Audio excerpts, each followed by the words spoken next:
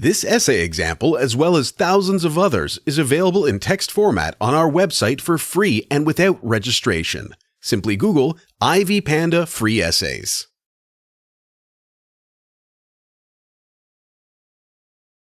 Introduction. Syllables and phonology form the basic foundation upon which words are constructed for all languages. The main components of these syllables vary from word to word in different languages.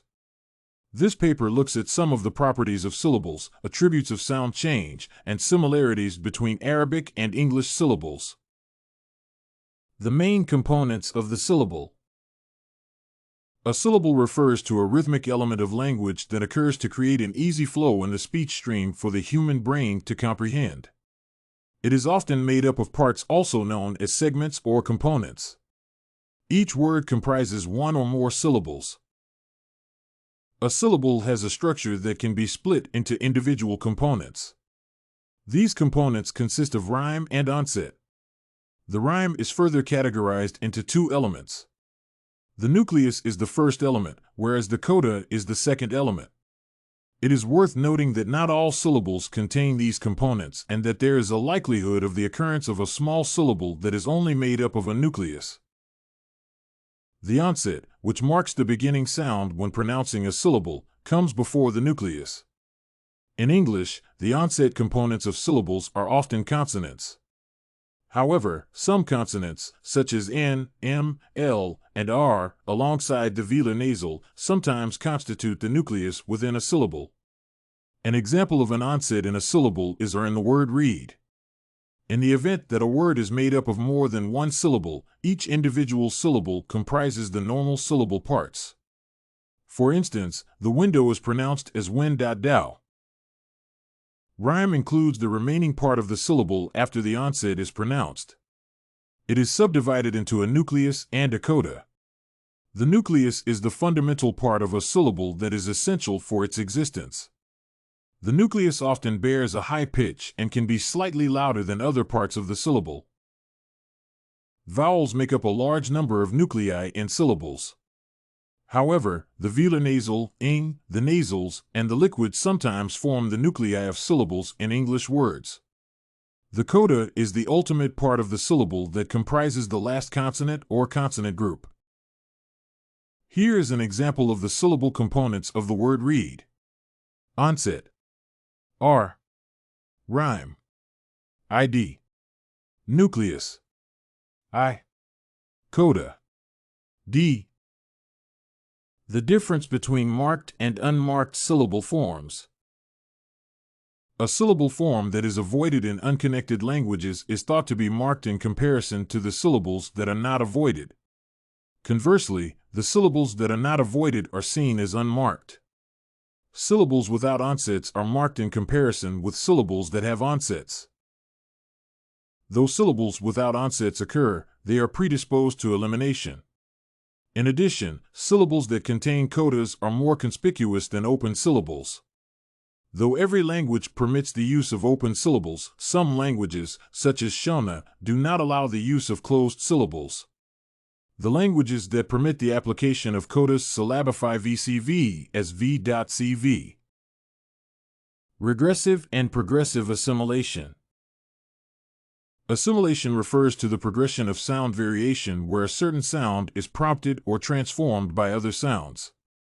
It is a conventional phonological occurrence where one sound is influenced by other sounds. The process of assimilation can happen within one word or among several words. The assimilation can be regressive, progressive, or from a distance. In regressive assimilation, the change in a phoneme is influenced by another phoneme that occurs after the modified phoneme. Regressive assimilation is often referred to as anticipatory assimilation or right-to-left assimilation due to the nature of the modifying phonemes. The sound change in this form of assimilation occurs backward. An example of a regressive assimilation is in the pronunciation of the words have to. Have in this case is pronounced as half and is influenced by the letter T in to. Progressive assimilation is different from regressive assimilation in that the modification takes place in the onward process. In some unique scenarios, the two assimilating sounds display mutual inspiration. Though assimilation often happens between adjoining phonemes, it can happen between phonemes that are split up by other sounds. This type of assimilation is referred to as assimilation from a distance. Unconditioned versus conditioned sound change. A sound change is an occurrence in phonology that is generally accepted by all people who subscribe to a language or dialect. Modifications in sounds progressively circulate from one speaker to another in a wave-like design until the changes are adopted by all users of the language or dialect. This implies that sound changes do not just occur spontaneously in all languages.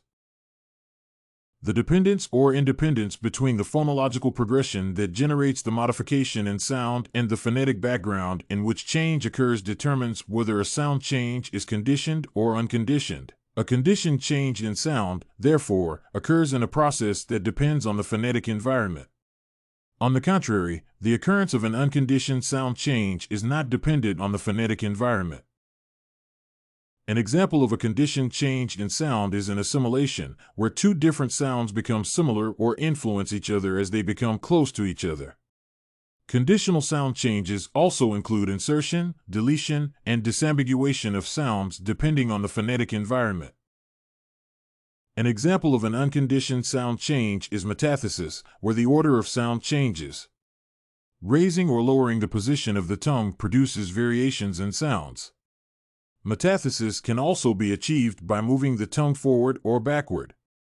An example is evident in the pronunciation of the word pat. Similarities between English and Arabic syllables. English and Arabic speeches consider syllables as phonological elements on which words are constructed. The two languages regard the syllable as the foundational unit on which the sequence, stress patterns, and prosody of a language are constructed. English phonology views the syllable as an intricate element comprising the nucleus and the coda. The Arabic language views the syllable as a unit according to each language. This implies that every language possesses its unique arrangements of vowels and consonants, among other characteristics such as stress, length, and intonation. In English and Arabic, the syllable is seen as a phonological element made up of a vowel, which produces the nucleus, and a consonant that forms the coda and the onset. Both languages treat codas and onsets as categories of sound that precede and follow the peak. While the English syllable comprises a consonant and a rhyme made up of a compulsory nucleus and an optional coda, the Arabic language regards the syllable as an organized balance of analytic elements that rely on consonants, await, and vowels, await. The vowel, in Arabic, takes the peak position between the consonants that act as basis for the syllable. However, the Arabic syllable is an essential element of the structure. Unlike English, Arabic does not perceive the syllable as an independent morpheme. Conclusion. Syllables are important elements in phonology and in the development of any language. The components of syllables vary in different languages and assist in the pronunciation of certain words. Did you like this Syllables and Phonology sample? To get more works like this one, make sure to check out the database of academic paper examples at ivpanda.com. You will find thousands of samples for all your study needs.